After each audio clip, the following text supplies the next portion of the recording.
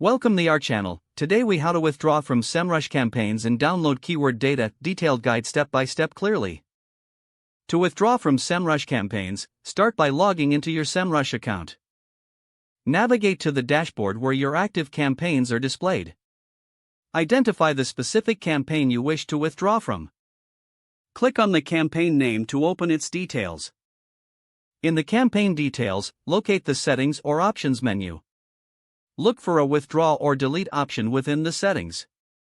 Confirm your choice if prompted to ensure you want to exit the campaign. Once withdrawn, it's time to download your keyword data. Return to the main dashboard and access the Keyword Analytics section. Select the relevant keyword list associated with your withdrawn campaign. Use the filters to refine your keyword data if necessary. Now, look for the export option, usually represented by an export icon. Choose your preferred file format, such as CSV or XLSX. Click the Export button to initiate the download. Wait for the file to generate and download to your device.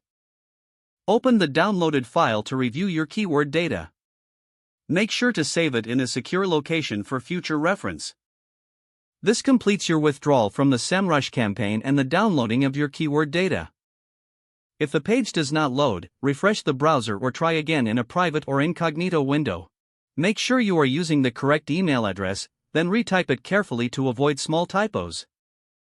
If your password is not accepted, use the reset option and create a new strong password you can remember.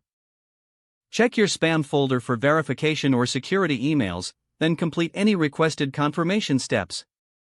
Enable two-factor authentication if available to improve account security and reduce unauthorized access risk. After signing in, review your profile details so your contact information and settings are accurate and current.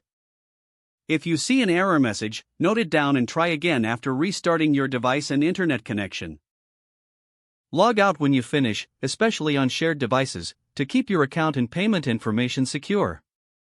If the page does not load, refresh the browser or try again in a private or incognito window. Make sure you are using the correct email address, then retype it carefully to avoid small typos. Don't forget to like this video and subscribe to our channel for more step-by-step tech guides.